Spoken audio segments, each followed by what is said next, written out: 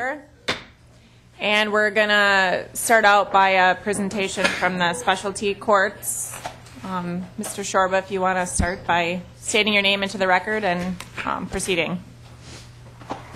Good afternoon, Madam Chair, members of the committee. For the record, my name is Jeff Shorba. I'm the State Court Administrator for the Minnesota Judicial Branch, and I'm joined today by Judge Robert Rancourt, who's a district judge in the 10th Judicial District, seated in Chisago County. Mr. Rancourt is also co-chair of our Drug Court Initiative Committee, which he'll talk a little bit about, as well as, he may not tell you, but president of the chairman of the board of the National Association of Drug Court Professionals. So we're very happy that he is able to join us. We'll be joined later in the presentation by Judge Todd Barnett and Judge Carrie Meyer from Hennepin County, who will be talking about their experiences with problem-solving courts. I want to thank the Chair Hillstrom for inviting us to talk a little bit about problem-solving courts here in Minnesota. Our goal this afternoon is to do a number of things. One is to give you an overview of problem-solving courts in Minnesota with information on statewide efforts we're doing to strategically implement problem-solving courts in all of our counties. We'd also like to review what we consider a very successful recent evaluation of drug courts in Minnesota. And then finally, Judges Barnett and Meyer will talk a little bit about their experience dealing with issues in these problem-solving courts. Problem-solving courts represent a shift in the way courts are handling certain court cases and working with stakeholders in our justice system. In this approach, courts work closely with prosecutors, public defenders, probation officers, social workers, and other justice partners to really develop a strategy that will help pressure an individual into completing treatment and abstaining from repeating the behaviors that brought them to court. This approach is used in more than just drug court, as we'll talk about in a moment.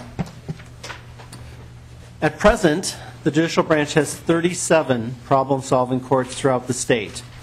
These are really just specialized court calendars where we use, as I mentioned, the coercive power of the court to closely monitor a defendant's progress towards sobriety and recovery by use of frequent drug testing, ongoing treatment, regular check-ins, and the use of sanctions and incentives to help the offender to a sober and law-abiding life.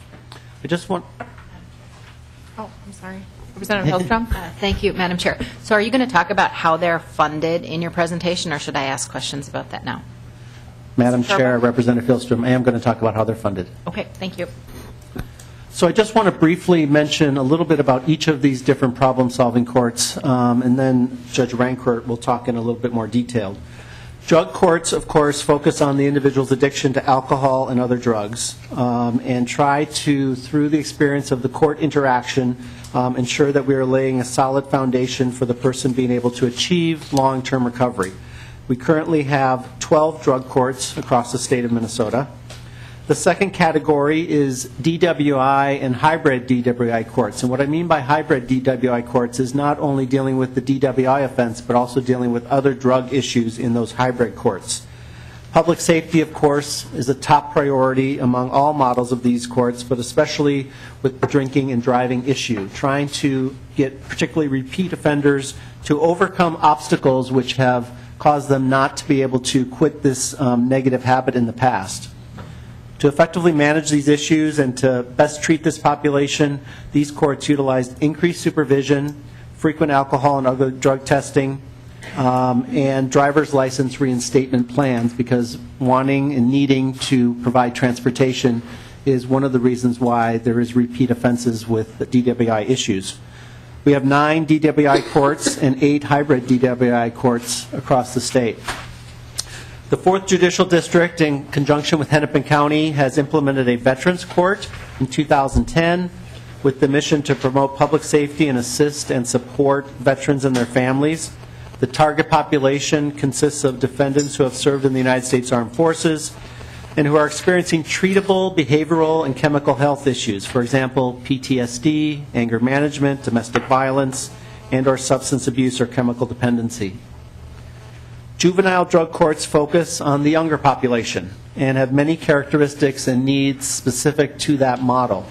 Most important is the fact that many of the young people in these courts are still living at home and are under the supervision of caregivers. Due to their age and the relatively short period of time using alcohol and other drugs, providing a definitive diagnosis of dependence for juveniles regarding their use of alcohol and other drugs is sometimes difficult, which makes these courts different. And issues come into play such as school performance, teenage pregnancy, gang involvement, transportation, appropriate housing, which make these very unique court environments. And Judge Rancourt previously presided over a juvenile drug court, so he can talk a little bit more about that. Family dependency courts promote recovery through a coordinated response to families who have a child found to be in need of protection or services, where also at least one of the parents has a substance abuse disorder. And the goal of family dependency courts is to engage parents in treatment long enough to experience the benefits of treatment and ensure the best interests of the child through parental and family recovery from alcohol and other drug problems. And as you can see, we have 3 of those operating in the state. Finally, mental health courts are courts that focus on people who have been charged with a crime but who have a psychiatric disability. And the purpose of the court is to deal with the crime in a way that addresses the person's mental health needs. The mental health disability is the focus rather than just the criminal behavior, and we currently have 2 of those courts operating in the state. This map just gives you an idea of the geographic dispersion of our problem-solving courts. They are operating right now in 8 of our 10 judicial districts, and Judge Rancourt is going to talk a little bit about our efforts to expand the problem-solving court model to all 87 counties. You also have a handout which on the back of the map shows you the specific counties and the type of courts that are operating across the state. Our funding for the current fiscal year, courts are funded from a variety of sources as seen on this slide. Our fiscal year 13 budget includes a general fund appropriation of almost $1.5 million. The Minnesota Office of Justice Programs has contributed $385,000. The Office of Traffic Safety a little over $1 million. Department of Human Services $421,000, and then the remainder of the $4.4 million is made up of $1.374 million in federal grants.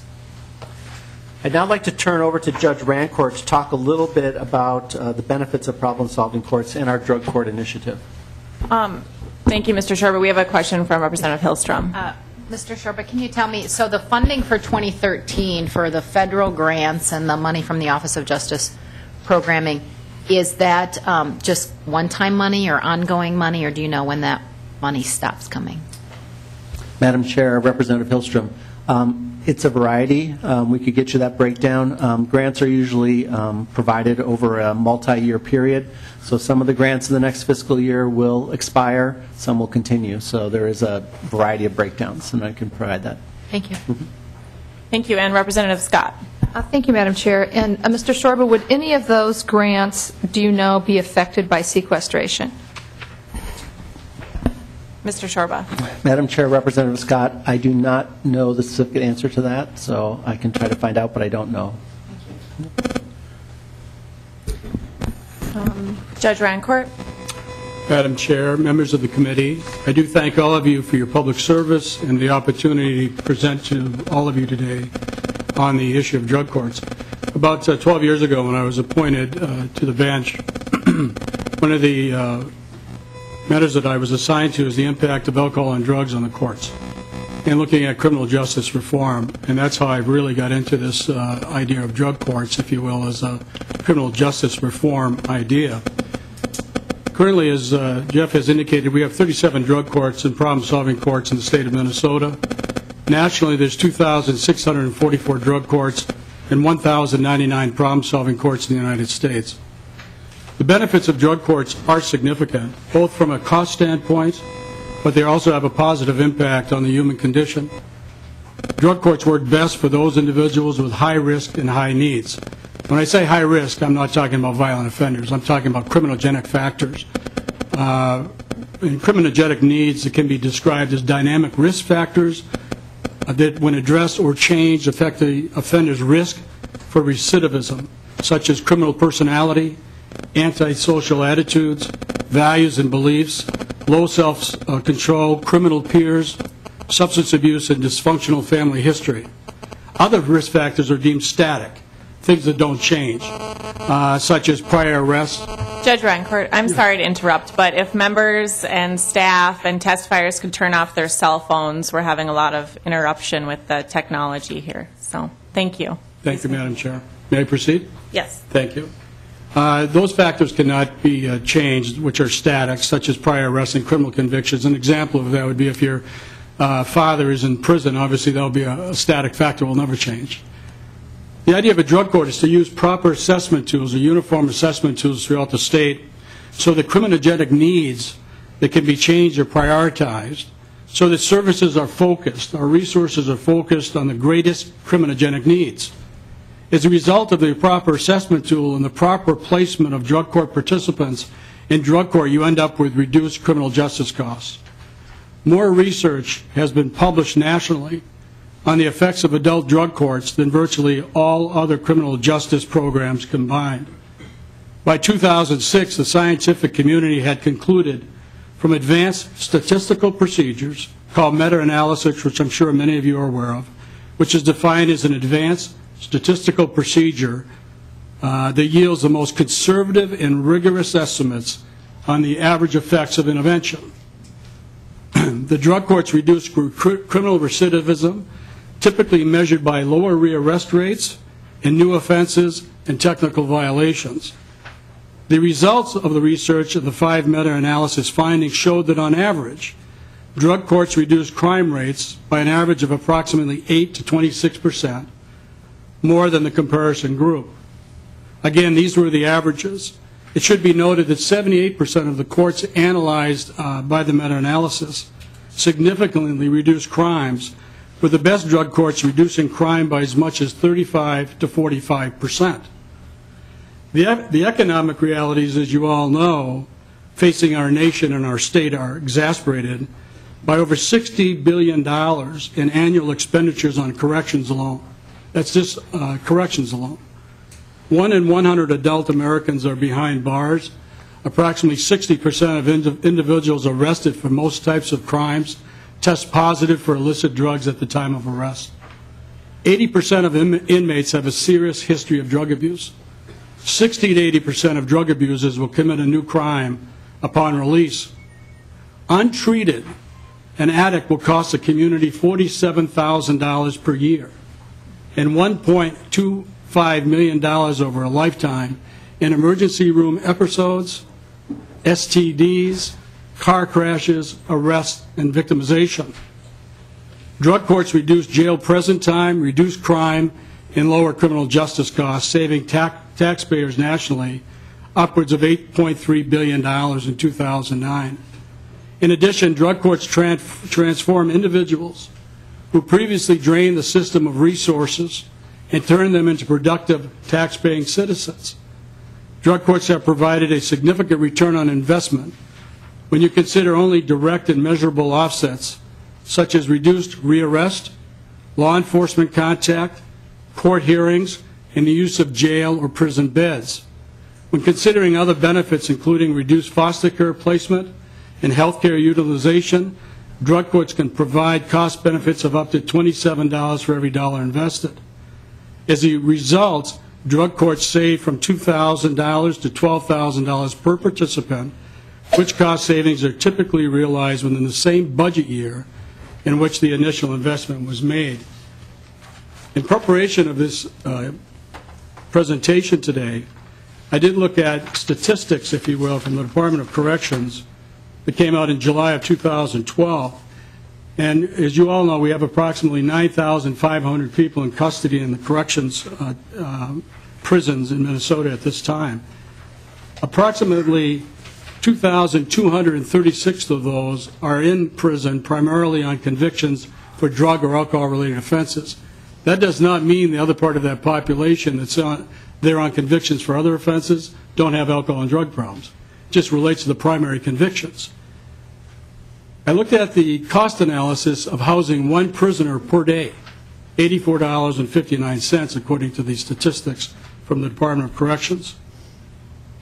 So when I calculated, I noticed that this particular population, and I don't know how many of them are violent offenders that are in this category, but Obviously, it costs approximately $196,000 per day to house just that population of drug and alcohol offenders. About $6 million per month, about $72 million per year. The average drug course cost per participant is approximately $7,600 a year. I mean, that's, when you talk about criminal justice reform, that's the reason we are looking at these types of issues. On mental health issues, as many of you have heard, there's a lot of debate going on with some of the mental illness issues in our country relating to violence and things that are occurring as a result of mental illness. As part of our problem-solving court approach, we do have mental health courts, which I think prompted the National Journal in a recent article to indicate that these courts should be looked at for the purposes of addressing some of the issues that we are facing as state legislators as well as national legislators, and trying to figure out how to handle some of these mental health issues because of the great amount of resources that are expended in this area. The National Journal quote is, "The need for more and better mental health services is a common refrain after violent tragedies such as the mass shooting last month in Newtown, Connecticut, or recent instances of subway passengers pushed under the tracks in New York City. As service providers grapple with limited resources, judges point to the growing number of mental health courts that offer mentally ill criminal defendants treatment-based alternatives to jail, a success story. An offshoot of the popular drug court, mental health courts were the product of judges, prison officials, lawyers, and mental health advocates frustrated with a lack of options for mentally ill defendants." Again, I only raise that issue as an alternative to some of your discussions relating to dealing with those with mental health issues. We have systems in place, and those could be expanded. In addition, as you know, in Minnesota, we have many people, young children, are torn from their homes in child protection proceedings. And statistically, again, the numbers are quite large, if you will, as far as the number of child abuse instances reported in this state. And again, I looked at some research in preparation for this hearing today from the Department of Human Services, I believe, but in 2002, Minnesota had approximately 56,000 total referrals for child abuse and neglect. Of those, 6,229 reports were referred for investigation, and 4,668 children were victims of abuse or neglect in Minnesota in 2008 at a rate of 3.7 per 1,000 children. That's a big number.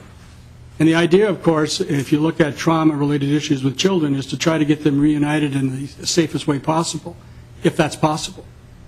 So our family dependency treatment courts, as Jeff has indicated, do address some of those issues as well. One of our primary considerations as judges when we sentence an individual or return a child to a parent is public safety and, of course, the best interests of the child. It should be noted that only 30% of the individuals released from prison never reoffend. Remarkably, statistics show that 75% of drug court graduates remain arrest-free, and in the largest drug court study to date, results show reductions in crime can last as long as 14 years. The reason for some of these results are evidenced by the fact that drug courts provide more comprehensive and closer supervision than any other community-based programs, such as probation alone. Drug courts are 6 times more likely to keep offenders in treatment long enough for them to get better. That's the key, of course, is treatment. Unless substance abusers, addicted offenders are regularly supervised by a judge and held accountable for keeping their obligation, 70% will drop out of treatment prematurely. Drug courts have also been a success in preserving families and saving abused and neglected children. Parents at family drug courts are more likely to go to treatment and complete it. Their children spend significantly less time in and out of home placements, such as foster care. Family reunification rates are 50% higher for them and their children, which is significant when you look at the bonding issues between parents and children and the adverse effects when that bonding is broken. Drug courts are currently serving our veterans who are returning home and appearing on our dockets facing charges stemming from substance abuse and mental health issues, including post-traumatic stress disorder and traumatic brain injury. A recent study by the Veterans Affairs in the United States showed that veterans are committing suicide once every 80 minutes. I believe as a country and a state we are responsible for ensuring that whatever affects veterans suffering the task of defending us should be treated. In the U.S., we have 23,400,000 veterans approximately, with 1.7 million who are veterans of Iraq and Afghanistan. 1 in 5 veterans have some symptoms of mental health disorders. 1 in 4 ages 18 to 25 have a substantial substance abuse disorder, and 270,000 are currently in our criminal justice system. That's a big number. Our recent Minnesota evaluation has shown the success of our Minnesota drug courts. That study evaluated 16 of the 37 drug courts in Minnesota, and the results mirror the national statistics and benefits which I have presented. Jeff will further get into that in a moment. As Jeff has indicated, I am co-chair of the Minnesota Drug Court Initiative, along with Dakota County Attorney Jim Backstrom. The DCI is responsible for advising the Judicial Council on long-term strategy and specific action steps needed to ensure the viability, quality, accountability, and sustainability of the overall drug court initiative. The DCI developed drug court operational standards which provide a minimum level of uniform practices for drug courts, and that's very critical because we just don't want drug courts to start popping up all over the place without following standards. It makes no sense. It's not a good practice, quite frankly, and it's a waste of money as far as I'm concerned. Drug court standards were approved by the Judicial Council in 2007 and revised in 2008 to include specific direction for DWI, juvenile, and hybrid courts. Currently, we have 34 counties in our state that have some type of drug court. Not as many counties as drug courts due to a number of counties operating more than one model of drug court. Example, Hennepin County has 4 courts, adult drug court, DWI, mental health, and veterans. 34 counties with a drug court means we have reached 39% of Minnesota counties. By the end of 2013, we can expect an additional 4 counties having a drug court. That will bring our total to 38, or 44% of the state where a person suffering from chemical addiction and or severe mental health problems can access a drug court. In the past... Judge Rancourt? Yes. Sorry if I could Madam interrupt Chair. for a question from Yes. Representative Hillstrom.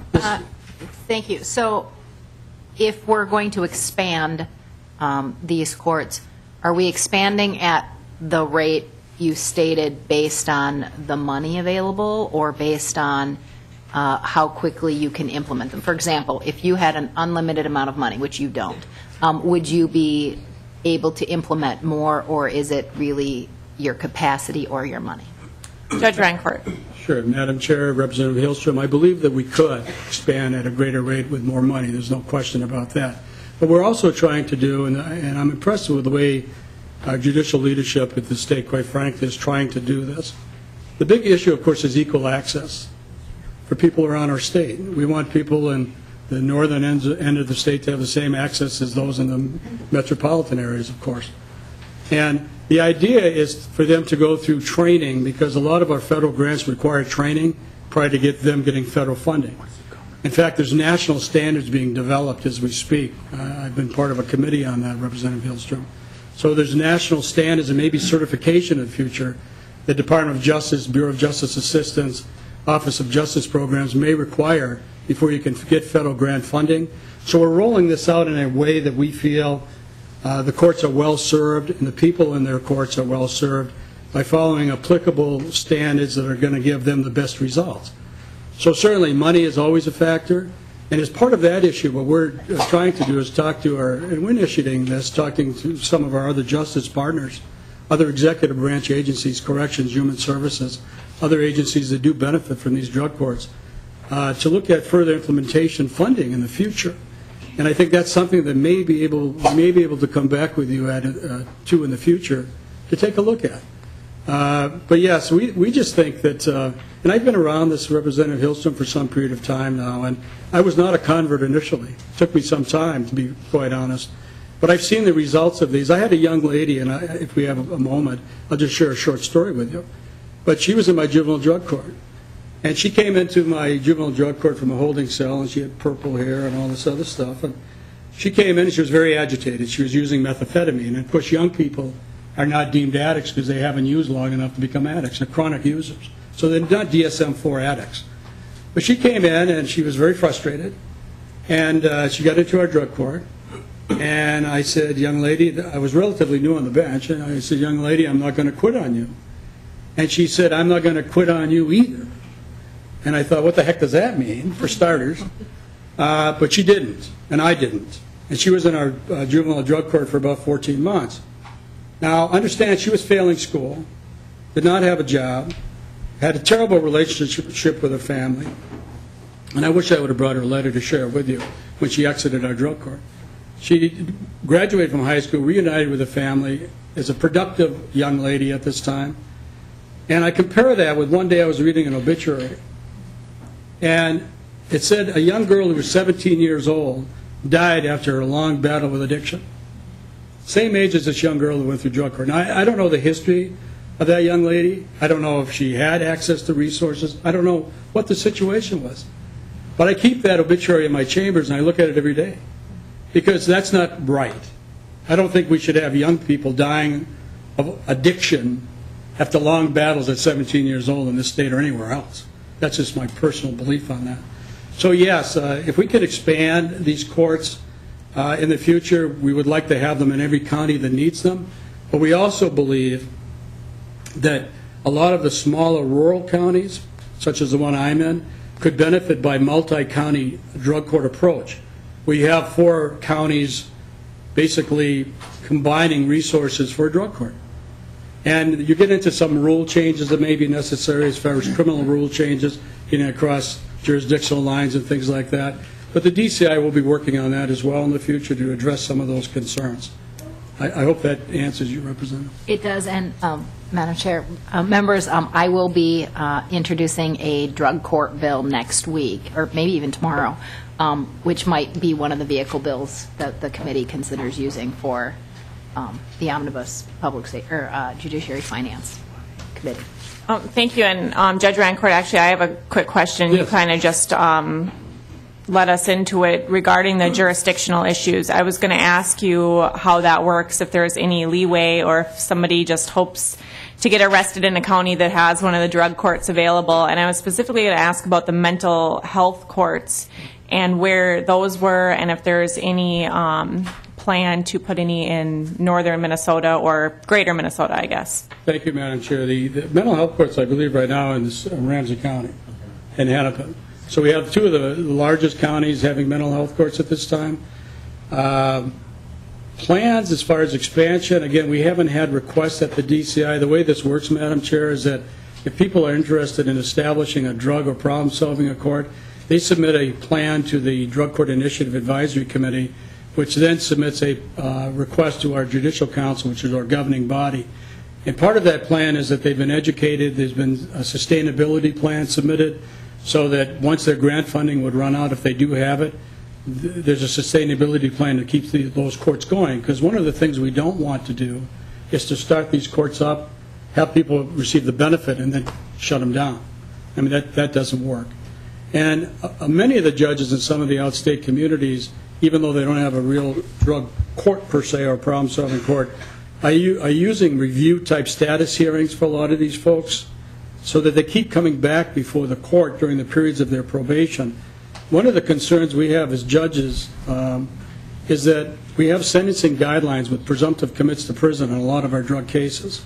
And for those nonviolent offenders, when we're looking at any form of durational or dispositional departure, particularly dispositional departures, and placing them on probation, we want to be in a position that we know that the public is going to be, the public safety is going to be considered, as well as their treatment needs. And the drug court's a good vehicle for that, as well as mental health courts. And we're seeing more and more of this, Madam Chair, people with mental health issues coming into our courts, co-occurring disorders with their drug issues. So the drug issues are permeating now into mental health issues, which are extremely expensive for society, as you know. So. Okay. Thank you. You can continue. Thank you. I'm sorry. We have a question from Representative Scott. Thank you, Madam Chair, and thank you, Judge. I think I heard right, you're in Chisago Yes, County? I am. Yeah, Todd Shuffleman, Judge Shuffleman, lives in my district, and I know him. So you spoke that there must be a 4-county coalition for your drug court that you help out with, and what 4 counties are those, or how does that work? Yeah, right. I don't have a multi-county court. We just had a juvenile drug court, Representative Scott, which we no longer have. Okay. But The multi-county approach is using in some of the southern counties right now. And it's an approach where you have to really get the county attorneys on board, public defenders on board, sheriffs on board. So there's some point of selling this to everyone, and then implementing the multi-court approach, multi-county approach, which has been successful. Because, again, you are spreading your resources out. The idea is to get the numbers necessary into these drug courts and problem-solving courts with the types of individuals that can best be served, those high-risk, high-need individuals I was telling you about. They have the best results. So you don't want to merge individuals that don't have high-risk, high-need with low-risk, low-need folks, because you can create a problem for those low-risk and low-need folks. It's a different issue. So that's the multi-county approach is something that is not only happening in this state, but nationally as well. Thank you, Representative Scott. Thank you, Madam Chair. And if I might, I'm assuming then that it's where these drug courts are set up, it's according to the greatest need? Because I look, I live in Anoka County, and I can't think for the life of me that there isn't a need there, but perhaps it's prioritized by where the greatest need is. Is that correct? Judge Rancourt. Madam Chair, I'm sorry. Madam Chair, Representative Scott, that's not necessarily correct. Okay. Again, it's a culture of the bench to some extent, Representative Scott, Okay. is to, and also probation and corrections and people that may want to implement these types of courts. Anoka County, that's your county, you've indicated? Anoka County currently has started a veterans treatment program. It's not necessarily a veterans treatment drug court, but they're starting to bring veterans in using the drug court model to some extent. Some courts do not want to be, I think, directed, if you will, from the standpoint of funding issues and things like that, meaning that obviously if the courts are going to be funded through the judicial branch, they have to comply with certain standards and other conditions which I've stated. Some courts don't want to do that at this point. It's changing, though, Representative Scott, I think greatly, and I think people are more open to take a look at these because the need is there, particularly in our DWI area and drugs. In our courts, about approximately 80%, I think, of cases that appear before me, either family court cases, eviction cases, civil cases, will have some type of drug or alcohol component. It's incredible to see. And we have to have a vehicle to address some of these folks.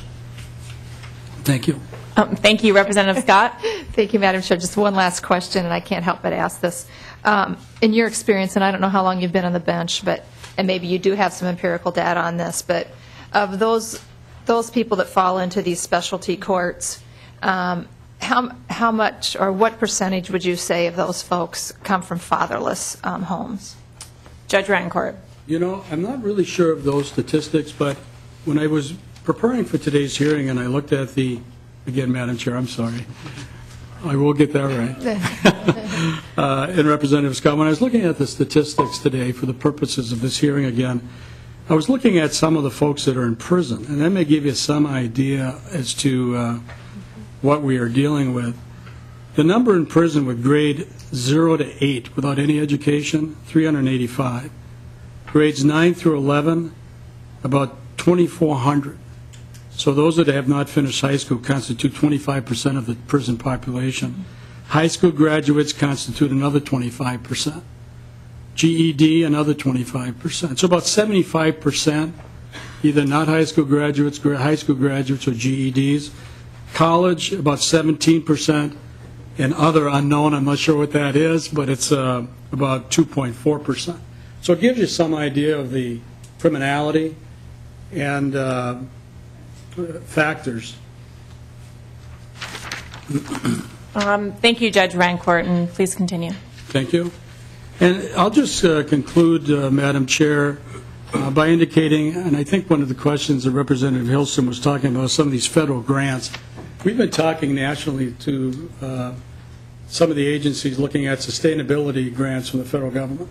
And that's something they don't like to do, because of a lot of the states losing some of their federal funding. But we're still talking to them about that. We're going to continue to talk to them about that. Drug courts at the national level have received bipartisan support, as they have in the state of Minnesota. And we appreciate that. And the reason they have is they're cost effective. They require responsibility. There's public safety elements. So there's a lot of factors that go into why they're supported. And In drug courts, we believe that when one person rises out of drugs and crime, we all rise. When a baby is born drug-free, we all rise.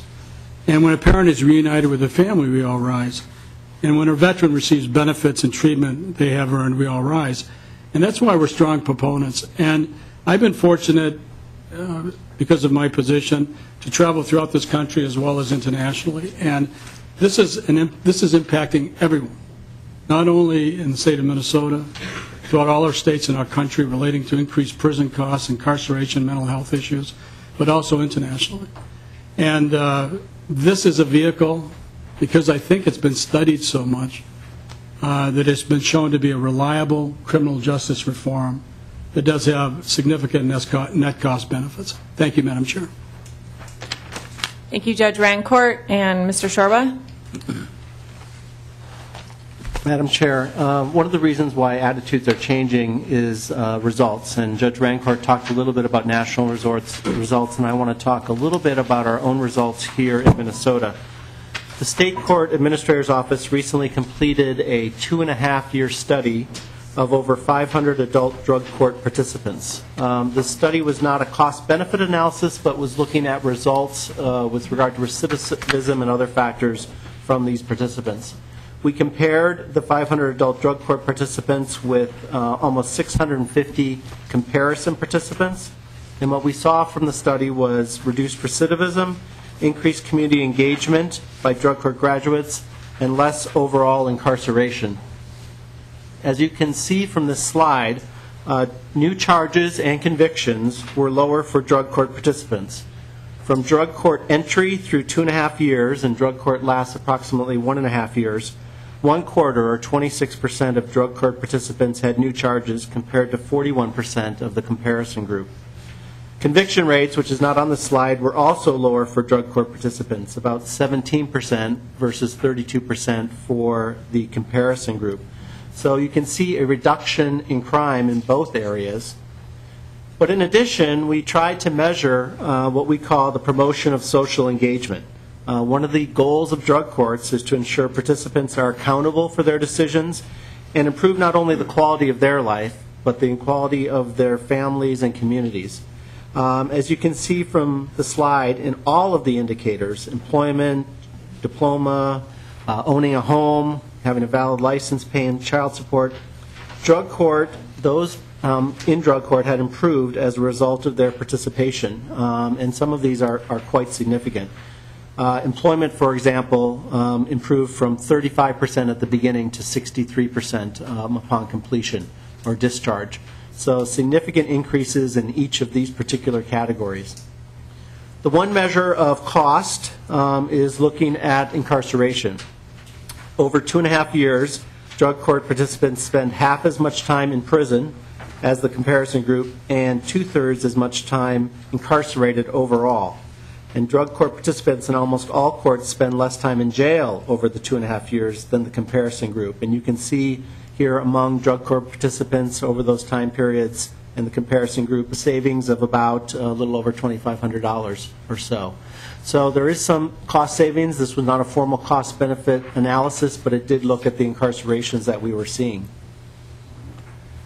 The other thing I'll mention before I turn it over to Judges Barnett and Meyer is to talk a little bit about other problem-solving courts.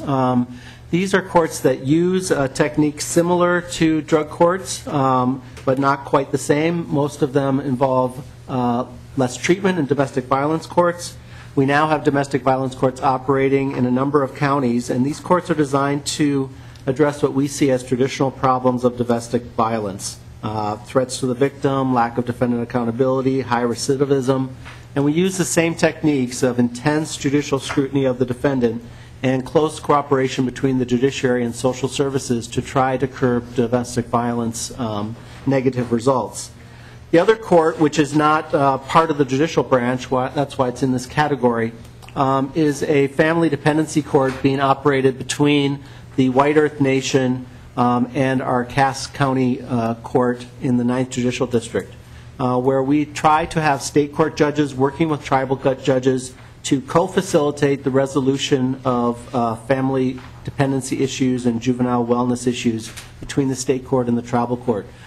This is a joint cooperative effort that has received national attention and awards as a model around the country to try to bring tribal courts and state courts together, and it's been very successful. Unless there are other questions, I'm now going to ask Judges Barnett and Meyer to come up and talk a little bit about their experiences with these courts. Are there any questions from members at this point? No. Thank you. Oh. Yeah, members, if I could have somebody review the minutes from February 13th and move those minutes. So moved. Thank you. Representative Bly moves the minutes. Are there any corrections? All those in favor signify by saying aye. Aye. All those opposed? Minutes are adopted. Please state your name for the record and proceed. I am Judge Barnett. You want me to go first, or you want them to introduce themselves? Judge, why doesn't the other testifier introduce herself, and then Judge Barnett, if you want to start. All right. Thank you, Madam Chair. My name is Carrie Meyer. I'm a judge in Hennepin County. Thank you. Judge Barnett. All right. Thank you, Madam Chair. Thank you for this opportunity to be here before you today. I've been asked to cover 3 areas in problem-solving court. To cover my experience in problem-solving court, specifically drug court. Also, to talk a little bit about why I think problem-solving court is successful compared to the traditional court, and also to talk about some of the participants in drug court. And I think it's important that you, when I talk about my perspective, that you know that my entire legal career has been in the criminal justice system, that I started out as a public defender, and I was doing that for 15 years before I was a county attorney for about 2 years, and now been on the Hennepin County bench for 7, and all spent in Hennepin County.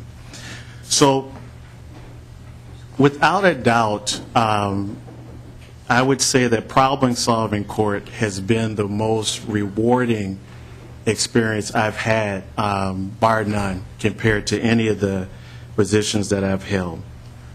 When you look at problem-solving courts from a judge perspective, you're really asking us as judges to get out of our traditional independent role and to share some of our decision-making power that we have, and to do it collectively in a team approach, and to focus on participants' recovery and law-abiding behavior. In the traditional criminal court, the focus is always on the appropriate consequence for a specific crime, whereas in the problem-solving courts, we really look at what the person's underlying issues are that bring them into court. And that's not to say that all people in the criminal justice system belong in problem-solving court, but it's to say that we really try to deal with the issues that are bringing them to court because of drugs and alcohol. And so we look at success differently than we would in the traditional court model. Traditional court model, as an advocate, of course, I looked at what was the best deal for my client. As a prosecutor, I looked at what justice could I get for a victim, and also in both roles, I looked at,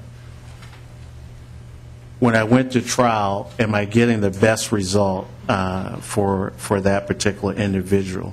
But as a judge in problem-solving court, stepping out of that traditional role is asking us to look and be actively participating in the success of an individual before us. And you see this, like Judge Rancourt was talking about, the individual he had before himself, is that they come in initially resistant, they're drug addicts. They're not happy to be in court, and they're not happy to see a judge. But what happens is that you take these high-risk, high-need individuals that you see initially, at least in Hennepin County, once a week, and then you see them every 2 weeks, and then maybe you'll see them once a month, and you see them in these judicial review hearings, and what happens is each time you see something a little different. One thing that you notice right away is that when a person is sober, they look healthier. Their skin looks better, their hair looks better, their overall appearance looks better. But as a judge, what we start to hear about are these small incremental successes that they're having. In treatment, we hear about 30 days of sobriety, then 60, then 90, then 6 months, and then a year.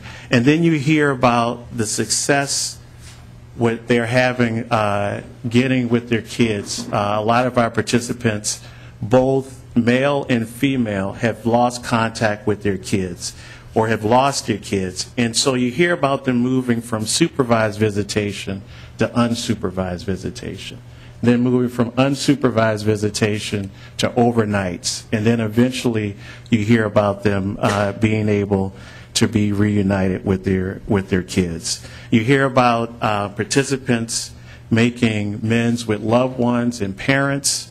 In drug court, you hear about the success they're having addressing mental health issues, medical issues, housing, finding work, and pursuing educational goals. And so what's really different in problem-solving court and what you see as a judge is that you actually see life changes that we normally won't see in traditional court, where we'll see a person from maybe the arraignment, the omnibus hearing, the trial, maybe a sentencing, and they're done. We won't see them again. But in problem-solving court, we get to see progression throughout the whole process towards graduation. And so what is it about problem-solving court that I think that is the success and what I think is the components that makes it work for Hennepin County, I think other places. And I think I'm struck by what I hear from a lot of the participants. And in one way it's sad, and the other way is very powerful. And that is, you hear, this is the first time anyone cared about me. Because they come into the system with distrust of all the professionals. They come into the system not wanting to be there.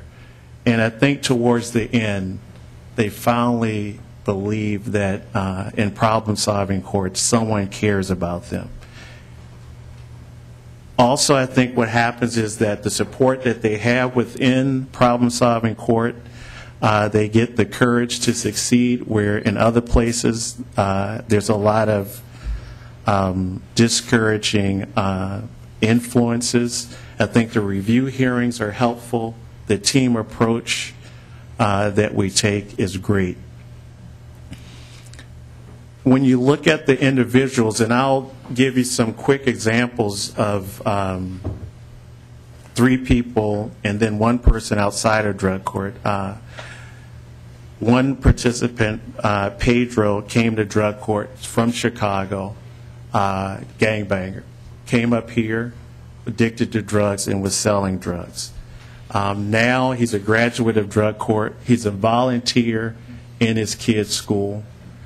He's active in the community. That's a big change. Willie, who was in our drug court, same situation. Criminal. One of the most powerful things that he said to me, and I think it really hits home as a judge, is that these people are looking at you as this hero. And to me, they are the heroes for us. And one of the things that Willie said was he's never had a father figure until he came to drug court. And now, recently, about 6 or 9 months ago, he's a father. And he came to visit me down at the courthouse, and the thing that he talked about was being engaged in his kid's life and not being absent. I had another person by the name of Sarah, young person, probably about 19, came to drug court. When she came to drug court, her parents came with her every time. She would sit on one side of the drug courtroom, they would sit in the other. And eventually, they, by the end, were sitting together, but more importantly, now Sarah works with her mom at Target. And, you know, these are the things that I think as judges we really appreciate. But for me, I've taken some of these drug court or problem-solving court key components to traditional court. And I've used them in cases that Judge Rancourt was talking about where I'm departing in cases. I have people come back for reviews. One case that's very successful is a guy by the name of Thomas who came before me with several DWIs. And I took a chance on him, and not knowing, we never know as judges what's going to happen, but he in particular was successful with reviews, remained sober, and now he owns his own used car lot. And so problem-solving court can be impactful even outside of its arena in the traditional court setting. Thank you, Judge Barnett. We have a question from Representative Cornish. Judge Barnett, this isn't really anything to do with the effectiveness or the worth of the drug court, but what, Willie, why was he here from Chicago, and what are the percentages of people you see come through your court or from out of state or from Chicago, just near as you could guess? Oh, Judge Barnett. Thank you, Madam Chair. Representative. Out of state, that's kind of tough for me to guess. I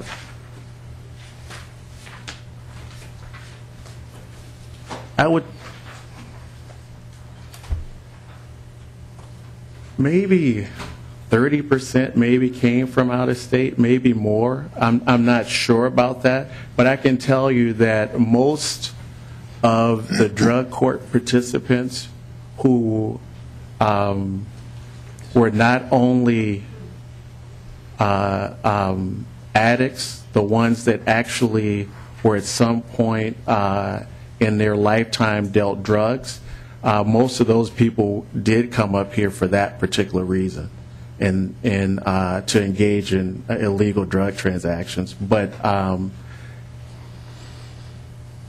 I would say that if you look at our drug court criteria that we have and that that we've gotten from the judicial branch, we can't take violent offenders. So when you look at the people who we have, they don't have violent offenses in their past that would make them ineligible for drug court. So anyone who is a violent offender for Hennepin County Drug Court couldn't be admitted. Representative Cornish. Thank you. Like I say, I support your specialty courts, and it wasn't anything to do with that. It was just indicative of a bigger problem that we have in Minnesota with people coming to this state to get cured. So thank you. All right. Thank you. Judge Barnett, are you finished? Yes. Okay, Judge Meyer, if you'd like to start. Thank you, Madam Chair, members of the committee. I want to speak to you a little bit about Hennepin County's DWI court. It is really Judge John Holohan's baby. He's raised it, and through total leap of faith, he's going to turn that over to me when he retires later this year.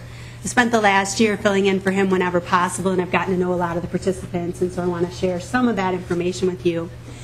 As you all know, alcohol has a huge impact in society. Being a legal drug, it is readily accessible, and we certainly see a large number of people who abuse it and are addicted to it in the court system. We also are a state in which driving is the norm, right? We are very car dependent, and so we have a lot of people with DWIs. What we do in drug court is the people who are on their third or even fourth within 10 years, which you all have made a second degree and first degree DWIs. We will take those into our drug court if they're Hennepin County residents and they choose to come. I'll tell you, most people who are offered drug or DWI court do not accept it. It is extremely more rigorous than simply doing their time in the workhouse. But for those who do, we see incredible success stories and healing. Excuse me. I first saw, as Judge Rancourt talked about, the effects of alcoholism on parents in child protection. That's where it really became, sort of pulled at my heart, the amount of damage that was being done to families because of parents' addictions. Parents who seemed to have it all together would think that they had control over it and could have just one drink. Well, just one drink turns into a weekend away from home, and they forgot their kids were under their control. So it's a powerful addiction that overcomes even a parent's love for a child. And so I'm very excited to be part of our DWI court to help people to heal from that addiction and achieve and maintain sobriety. Our DWI court is probably the most diverse courtroom in the building. We have men and women almost in equal numbers. There are more men, but we have a very large contingent of women. We have all different ages. I have college students and I have grandparents. Economic diversity. I have a young man who's just started in banking. I have people who've never worked before. Very successful man who lives on Lake Minnetonka, and he earned every dime of that money, but they're all addicted. All different races, different ethnicity. We have one of our calendars each week. We have a Spanish interpreter. That's where Spanish-speaking participants come so that they can listen to the entire calendar and understand it as well. We unfortunately have one of my child protection moms, right? So child protection ends. She found a relative to take custody of her child, and then child protection's done. She hadn't achieved sobriety, and we couldn't make her. We didn't have any more stick, but unfortunately she picked up another DWI, and now she's active in DWI court and struggling there. But she's a great example, in a bad way, great example, of the struggles that families deal with alcoholism, the loss of trust. There is nothing more certain than the unpredictableness of an addicted parent, right? The promises that they make to their children do not come true. And it's not because they don't want them to. It's not because they don't mean it when they make the promise. It's because they forget in the haze of being high or drunk. Many of our people are the absent fathers that Representative Scott was talking about. Not only did they have absent fathers, but they then were the absent father throughout their children's growing up. And what we've been able to achieve, Judge Holohan in particular, but that team, is helping those people get clean and sober and then maintain that sobriety over a lengthy period of time. That's the beauty of problem-solving courts, is that we stick with them over a large period of time. We stay with them for over a year, providing, I like to think of it as this team that surrounds the participant who maybe is at such a low point they can't even stand on their own. We help them stand up, we stay close to them, and as they gather their strength, we start to step back. And we're there to catch them if they fall, and sometimes we have to. You know, that part of addiction is relapse, but that we're there for them, and that eventually we can just step back and they can make it on their own. They can run, and then they can become support for other people as well.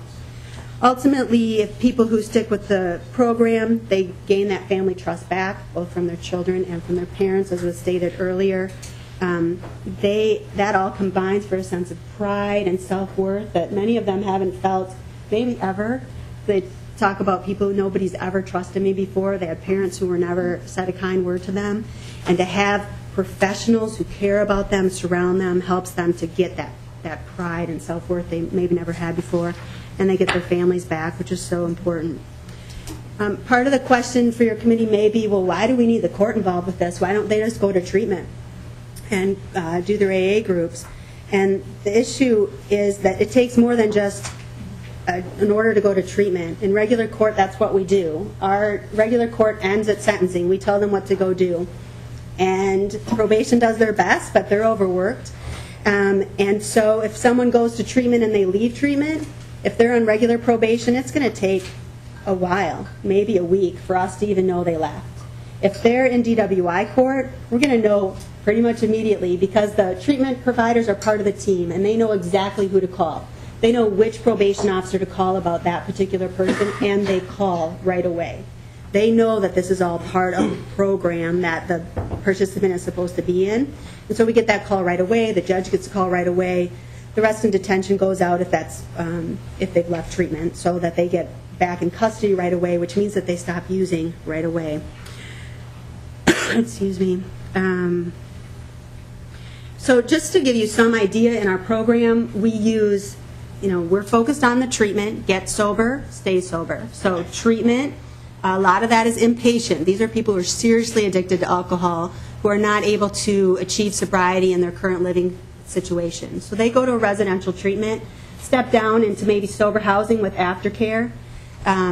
As in our drug courts, our treatment providers have expanded their treatment programs for our programs in order to help achieve sobriety. Once they go home, we do home visits with police officers in our community. They actually go there after curfew. They do breathalyzers. They look for alcohol. When they find it, we know, and they're back in custody if they're using, especially. We use ignition interlock, and we have even before that became one of the requirements from the legislature, but it's been a very useful tool for us to ensure our main goal, which is not to drink and drive again. We require 12-step AA and proof of attendance. We provide study in action, which is sort of the plan, the introduction to AA. Treatment, sober living, and basically if people stumble, we're there to catch them. We require when people move up in their level, in other words, they're progressing in the level, they have to write letters to us. Those are some of the most uplifting things that you'll ever see, the self-realization and understanding of people as they gather back their sense of self-worth has been really positive thing to read, and part of why I'm a believer in problem-solving courts. The other thing that we have in our DWI court, and I know it's true in drug court too, is volunteers. Judge Barnett told you about a graduate who's a volunteer. DWI court has over 23 volunteers who are there every week. They run AA for us. They run study in action for us. We have a volunteer who does our introduction to let people know, here's what the court is, here's what you're getting yourself into, do you have any questions? These are almost, I'd say they all are recovering alcoholics who've achieved their sobriety and they want to give back, because service is sobriety. They live it, and they live it in our courtroom. It's part of how we're able to stay cost effective. We use incentives and sanctions, right? You mess up, you get a sanction, go to the workhouse, go to jail, as sort of the last requirement. But lose privileges, your curfew gets earlier, is an example of an earlier sanction. And then we use incentives. If you do well, you graduate from treatment. We have people who donate coffee shop gift cards. We praise their good work. It's part of why some judges don't like problem-solving courts. They think, really, you're going to clap in court? Heck yeah, I'm going to clap. If somebody can get and stay sober and never drive drunk again, yeah, I'm okay with that. It may not be the most judicial moment, but it is for them. It's important that a judge is one of the people who has pride in them. What was the word you used? Oh, to be a person who cares. Yeah. I mean, for people who never had even a parent who could express their caring, to have a judge be a person who cares about them, who appreciates their success, is really important, and it's part of the hallmark for problem-solving courts. Thank you, Judge Meyer. Are there questions from members? Representative Cornish. I'm just going to, Madam Chair, encourage some of our members, if they ever get a chance, to go to a DWI drug court. It's a regular, you talk about judicial moments, sometimes it's a regular cry fest. I've seen the judge cry, the bailiff cry, probation officer cry, sometimes all at the same time. And the sanctions and the incentives are really good. They Sometimes they might get told that instead of being out, they're going to have to spend the weekend in jail. Or sometimes when they do really good, they give, like you say, a gift certificate, and there is a lot of applause sometimes. And then the graduations are really something, because you see this long program that they went through, and then they finally get to the end, and they get a couple people to come up and make speeches for them, and then they do their own speech if they can get through it all the way sometimes without emotion. But it's pretty impressive. So, and successful in Blue Earth County. Judge Johnson, he's Kirk Johnson, I think it is, in Blue Earth County, does a good job. So thank you. Thank you, Representative Cornish. Are there questions from members? Representative Portman. Well, I think Representative Cornish said it better than I could, but I spent an afternoon with Judge Hallahan, and it was a really amazing experience. So I would recommend to members that you take the time when you have it to go spend some time and see how these courts work. Thank you. Representative Drazkowski. Thank you, Madam Chair. And I have had a chance to participate in one of the graduations, too. I had a very, very good experience and very effective. Just a quick question, maybe for Judge Meyer or Judge Barnett, too. Are faith-based services allowed to be part of the process? And if so, how does that happen? Judge Meyer. Thank you, Madam Chair. Representative Rukowski. Yes, faith-based support groups are allowed. Certainly, whatever it is that is the right hook for the person, right? Some people, you can just tell from, we call it the Rule 25, from their chemical dependency evaluation, when they talk about the only time I've ever had sobriety in the past, I was really active in my church, I was, then we know that they're going to need something that's faith-based. 12 steps certainly can be. People can make it as faith-based as they want, how they identify with their higher power. But it needs to be a structured program that the probation officer can speak with, but their sober support at least can certainly be faith-based, and then the actual treatment itself can be too, as long as we have that open relationship with the treatment provider being part of the team. Judge Barnett. Madam Chair and Representative, there were two. If you're familiar with Teen Challenge, which is faith-based, they worked very well with two of our participants, who that's what they wanted, that's what they asked for. They didn't want to go to sort of the traditional treatment providers that we actually had, and they seeked out Teen Challenge as their provider, and they worked very well with us, and both of those participants graduated. And Teen Challenge's model is long-term treatment, so it all worked together with us in drug court. So I think just like DWI court, drug court is willing to make arrangements and very flexible with anyone who wanted that type of structure. Thank you, Judge Barnett. Then I guess I have a question following up. If you do look at the Rule 25 and decide that this person would benefit from a faith-based service, it would never be that the judge or the state would set that forward in the 12-step process as being a requirement of graduating from drug court. It would just be a completely voluntary basis whether or not somebody would be involved in a faith-based service. Is that correct? That would be correct. In Hennepin County, you have to volunteer to be part of a drug court or DWI court. That's part of the requirement. The treatment provider, we would never force a person to go to Teen Challenge or any place like that or similar program. They would volunteer to go there.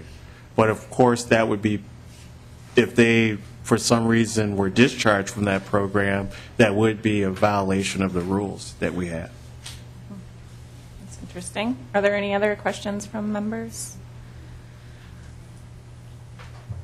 Seeing none. Any further discussion? No. Thank you for presenting here today. Thank you. Thank you, Madam Chair. And members, the meeting is adjourned.